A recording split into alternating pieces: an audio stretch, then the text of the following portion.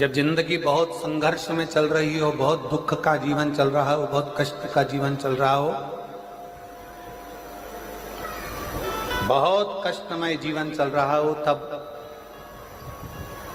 शमी के 5 पत्ते, शमी के 5 पत्ते एक दुर्वा के साथ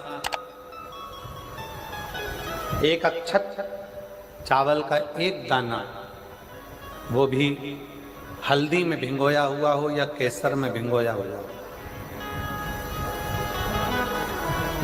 शमी पत्र 5, एक दुर्वा, एक चावल का दाना, जो दिल से, हृदय से बेलपत्री के वृक्ष के नीचे पार्थिव लिंग का निर्माण कर कर, मट्टी का शिवलिंग बनाकर, प्रदोष काल में मतलब शाम के समय पर शिवलिंग बनाकर उस पे जल चढ़ाकर, जो ये 5 शमी का पत्र, एक दुर्वा और एक चावल का दाना, अपनी कामना कर कर, जो दुख चल रहा है बाबा से विनय कर कर एक एक पत्ता जब समर्पित कर दे, फिर एक दुर्वा समर्पित कर दे, फिर एक चावल का दाना समर्पित कर दे और बाबा का वहीं पर पुनः विसर्जन कर दे, 3 महीना तो जाने दो, 15 दिन के अंदर वो दुख कटता जरूर है, चाहे कोई भी दुख,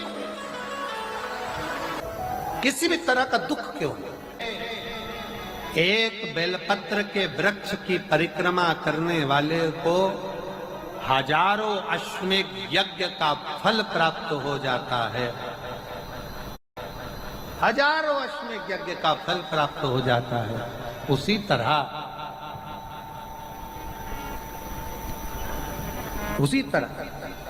एक पार्थिव लिंग का निर्माण करने वाले को, मिट्टी का शिवलिंग का निर्माण कर कर पूजन करने वालों को 12 ज्योतिर्लिंग के शिवलिंग के दर्शन का पुण्य फल प्राप्त। बहुत ध्यान लगाकर सुनिएगा। एक बेलपत्री और उस बेलपत्री में एक चंदन की बिंदी और एक अक्षत का दाना मात्र रखकर भी अगर शिवालय पर चढ़ा दी जाती है, एक बेलपत्री, एक चंदन का बिंदी, और चंदन फिर निवेदन करेंगे। आज के जमाने में तुम लोग सब घिसा घिसाया, पड़ा पड़ाया, डब्बी का सामान ले लेकर, वो नहीं, चंदन की मुठिया रखो, थोड़ा सा भी घिसो, जरा सा भी घिसो, उसकी एक बिंदी और एक चावल का दाना, जब हम भगवान देवादिदेव महादेव को समर्पित करते हैं, अपनी कामना कर कर समर्पित करते हैं, तो निश्चितता है, पुराण की कथा कहती है, शंकर भगवान उसका फल शीघ्र प्रदान कर देते हैं। भले आपने कुछ करा ना करा, उसका फल तुम्हें मिल जाए। में जाना, लोटा भरकर जल समर्पित करना, और कभी तुम्हारे जीवन में अगर तुमको लग रहा है कि मैं दुखों से पीछा छूट ही नहीं रहा, तब उस जगह पर बेलपत्री के मध्य भाग में पीला चंदन, ये जो पत्ती है और ये 2 पत्ती हैं, ये बड़ी पत्ती और ये बीच की जो 2 पत्ती है, इसके बीच में जो डंडी का भाग रहता है, जो बीच में डंडी का जो भाग है, बड़ी पत्ती और ये 2 छोटी पत्ती के मध्य में जो डंडी का भाग है, उस डंडी के भाग में पीला चंदन और एक अक्षत पीला, शंकर भगवान को आप अगर प्रदोष काल में समर्पित कर रहे हैं, तो ये निश्चित है कि धीरे धीरे कर कर वो दुख समाप्त होगा, वो दुख कटेगा ही। अंतर्गत वर्णन किया गया शंकर भगवान की आराधना में, शिव की आराधना में, जब तुम्हें लगता है कि तुम्हारा व्यापार नहीं चल रहा, कोई तुम्हें धोखा दे रहा है, लक्ष्मी नहीं आ रही, बहुत चिंता में पड़े हुए हो, बहुत टेंशन में जिंदगी चल रही है, बहुत बीमारियां तुमको घेर ली है और चारों तरफ अंधेरा ही अंधेरा नजर आ रहा है, तुमने विचार करा अब मैं तो मर जाऊं तो अच्छा, मैं सुसाइड कर लूं तो अच्छा, मैं मर जाऊं तो अच्छा, तो मरने से पहले एक काम कर कर देखना, शंकर भगवान की आराधना कर कर देखना, शिव पर एक लोटा जल चढ़ा कर देखना, और ज्यादा चिंता, ज्यादा टेंशन हो तो बेलपत्री के जड़ को घिसकर उसका चंदन बनाकर शंकर को लेपन कर कर उसकी भी आराधना कर कर देखना कि बेल चंदन का फल क्या। बेलपत्र, एक बेल, ये कोई साधारण नहीं, एक बेल पत्र, एक बेल, ये कोई साधारण नहीं, एक बेल। इसकी नीचे की डंडी से लेकर ये दो पत्तियां जहां लगी हैं और दो पत्ती से लेकर ये बीच की जो पत्ती है उसमें जो गैप है, उसमें जो जगह है, दिख रही है आपको? ये दो पत्ती से लेकर बीच की पत्ती के बीच में जो जगह खाली रहती है, 33 कोटि देवी देवताओं विराजमान रहते हैं इस बीच की जगह में। जब शिव जी को चढ़ाया जाता है तब इस पत्ती के बीच की जगह शंकर के शिवलिंग पर रखा जाता है, तो शिव जी इतने प्रसन्न होते हैं कि मेरी स्तुति करने के लिए ये भक्त 33 कोटि देवताओं को लेकर आया है, मेरी स्तुति करने के लिए। लोग चावल लाए, लोग अंबारियां लाए, धन लाए, दौलत लाए, संपदा लाए, पर एक शंकर का भक्त ऐसा होता है जो एक बेलपत्री के रूप में 33 कोटि देवताओं को, 64 योगिनियों को, आदि शक्तियों को शंकर को समर्पित करता है। कितना सुंदर संवाद है, कितना सुंदर बात कही कि भूल से भी, भूल से किसी तीर्थ में नहीं गए, कहीं हमने गौदान नहीं करा, कहीं हम किसी तीर्थ में नहीं गए, हमने कहीं गौदान नहीं करा, हमने कहीं ब्राह्मण भोजन नहीं कराया, हम कहीं गंगा यमुना कावेरी सरस्वती नर्मदा छिपरा पुण्यवान नदी में हम स्नान नहीं कर पाए। शिव महापुराण की कथा कहती है भूलवश भी अगर पिपलेश्वर या बटकेश्वर किसी शिवालय पर भूल से भी अगर एक लोटा जल चढ़ जाता है तो देव अधिदेव महादेव सारे तीर्थों का फल अपने आप प्रदान कर देते हैं। भूल से भी चढ़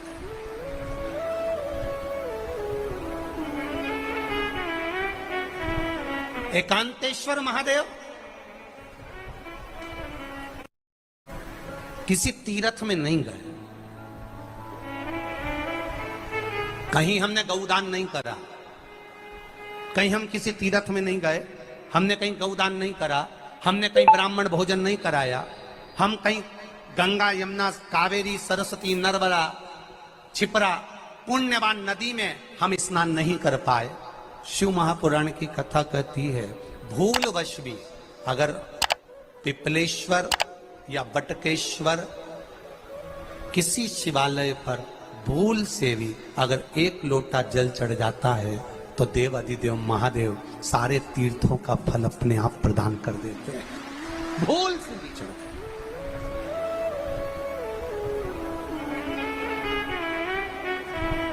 एकांतेश्वर महादेव, महादेव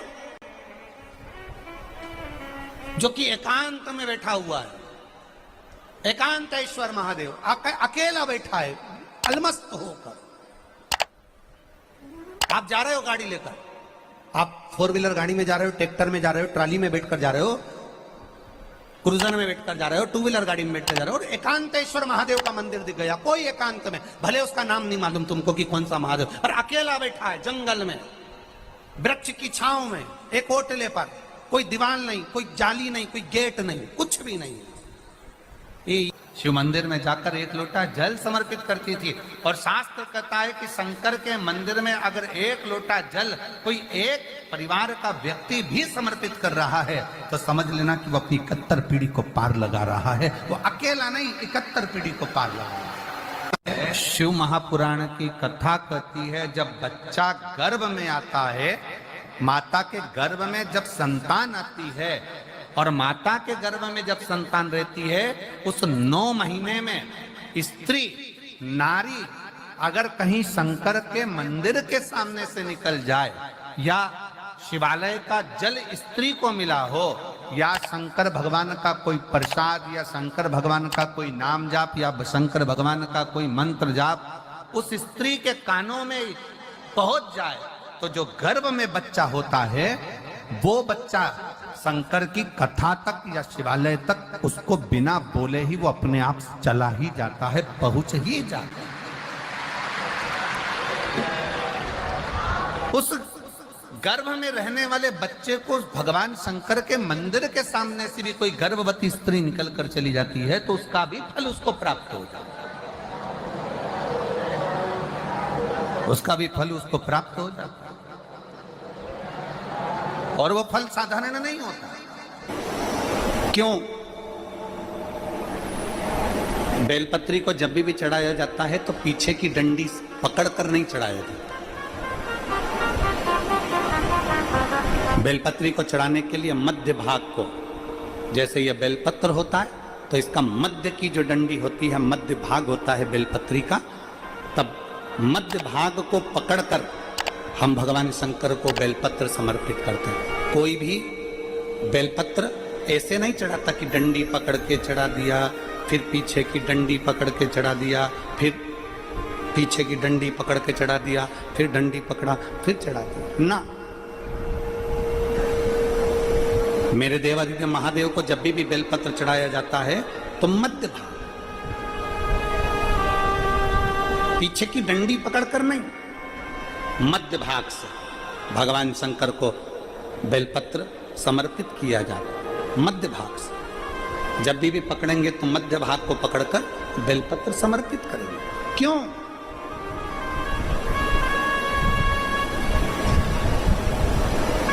क्योंकि हमने भगवान शिव को मध्य भाग पकड़कर इसलिए समर्पित करा कि ये केवल बेलपत्र का मध्य भाग नहीं है मेरे शंभू, मेरे हृदय के मध्य भाग को मैं आपके चरणों में समर्पित कर रही हूं। मेरा दिल, मेरा हृदय, मेरा चित्त मैं आपको दे रही हूं। मध्य भाग एक विश्वास के साथ दे रही हूं। इतनी सुंदर बात नंदी ने कही है।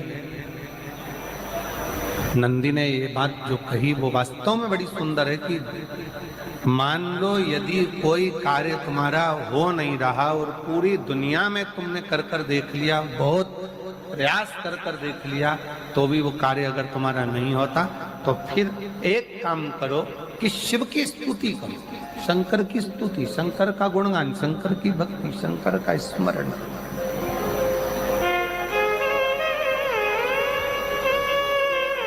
फिर शिव की स्तुति करिए, शंकर से विनय करिए, शंकर से निवेदन करिए, शंकर का गुणगान करिए।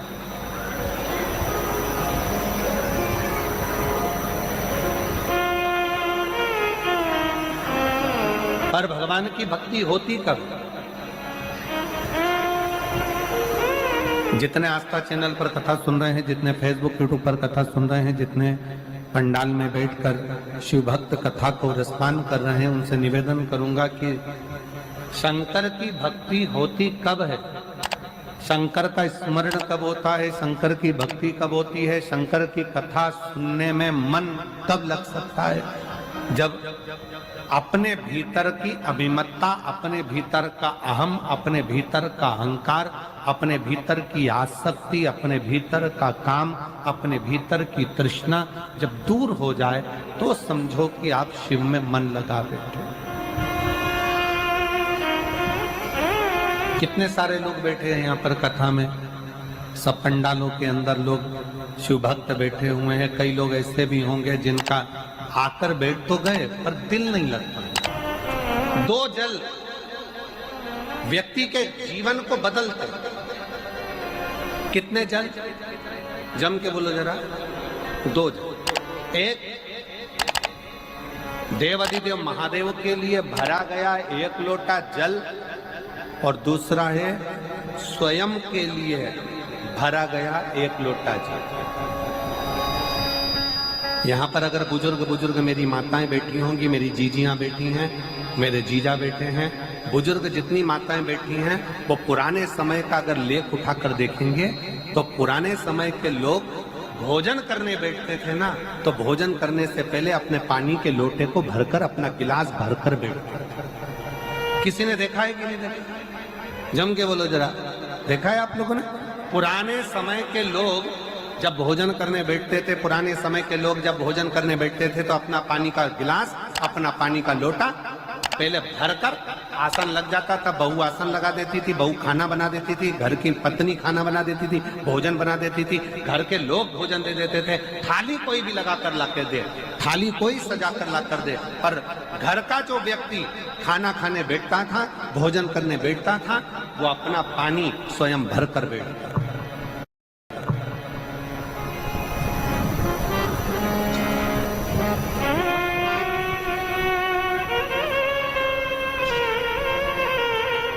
अब आज के जमाने में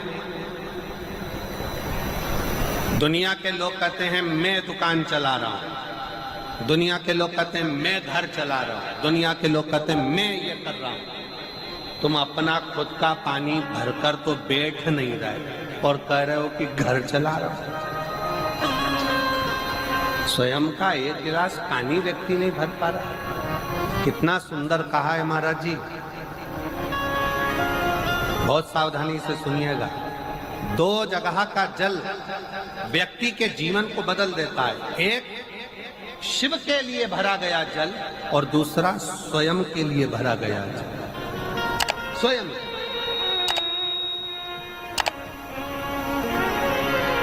शंकर के मंदिर में जा रहे हो, एक लोटा जल अपने घर से भरकर लेकर चले जाओ और अपने घर में जब तुम भोजन करने बैठ रहे हो, जब तुम रोटी खाने बैठ रहे हो, भोजन करने बैठ रहे हो, भोजन ग्रहण करने बैठ रहे हो, जब तुम भोजन को ग्रहण करने के लिए बैठ रहे हो, तब अपने घर में जब तुम भोजन ग्रहण करने बैठ रहे हो तो एक लोटा जल या एक गिलास पानी भर कर बैठो। बहू अच्छी है, पानी भरेगी, मना नहीं है। बेटा अच्छा है, पानी भरेगा, मना नहीं है। पोता अच्छा है, पोती अच्छी है, नाती अच्छा है, पंती अच्छा है, घर में सब अच्छे हैं। तुम्हारी पत्नी भी अच्छी है, तुम खाना खाओगे तो वो पानी ला कर दे देगी। तुम्हारी बहू भी अच्छी है, तुम भोजन करोगे तो वो पानी ला कर दे देगी। तुम्हारा परिवार का हर व्यक्ति अच्छा है, तुम्हारा कहना मानता है। तुम जिमने बैठोगे, भोजन करने बैठोगे तो वो पानी ला कर देगा। पर शिव पुराण की कथा कहती है, जो व्यक्ति भोजन करते समय अपना जल स्वयं भर कर बैठता है, उसकी जिंदगी में से 3 रोग समाप्त हो जाते हैं। कितने रोग समाप्त हो जाते हैं? 3। पहला, अपना जल स्वयं भर कर बैठने वाले के घुटने का कभी भी डॉक्टर उसके घुटने बदलने का बोलेगा ही नहीं, घुटना बदल ही नहीं सकता। स्वयं का जल भर कर बैठे। दूसरे नंबर पर, जिसकी रीढ़ की हड्डी में कमर से लेकर कंधे तक जिसकी हड्डी में दर्द होता हो, या जो सुबह सुबह सोकर उठता हो और उसके कंधे दुखते हो या पीठ दुखती हो। दूसरे नंबर का रीढ़ की हड्डी का दर्द। और तीसरे नंबर का, डॉक्टर को दवाई खा खा कर परेशान हो गए और आधा सिर का रोग, भुकुटी, ये भौएं दुखती हो, सिर दुखता हो, ये कान के पास का दर्द होता हो, तो अपना भोजन करते समय अपना पानी स्वयं भर कर बैठो। आपको ये 3 रोग से मुक्ति अपने आप मिलना प्रारंभ हो, अपने आप। अब किसी ने कहा, गुरुजी पत्नी पानी ला कर देती है, पति पानी ला कर देता है, बेटा पानी ला कर देता है, बहू पानी ला कर देती है, पोता पोती पानी ला कर देते हैं, नाती पंती पानी ला कर देते हैं, नौकर लगे घर में वो पानी ला कर देते हैं, सेवादार लगे घर में वो पानी ला कर देते हैं, तो हमको पानी लाना क्यों जरूरी है? तो अग्नि पुराण में वर्णन आता है कि जो घर में पानी जिस मटके में भरते हो, जिस हंडे में भरते हो, जिस बाल्टी में भरते हो, जिस टंकी में पानी भरते हो, पीने का पानी जिस हंडे में, मटके में, बल्टोई में, जिस गगरे में तुम भरते हो, वो स्थान पितरों का स्थान रहता है। जब हम पानी भरकर भोजन करने बैठते हैं तो हमारे पितर भी उस स्थान पर आकर निश्चित जगह पर बैठते हैं, और जब हम भोजन ग्रहण करते हैं तो हमारे पितरों के भाव का आशीर्वाद हमारे ऊपर पड़ जाता है, जिससे हमारे 3 दर्द समाप्त हो। स्वयं भरो, स्वयं।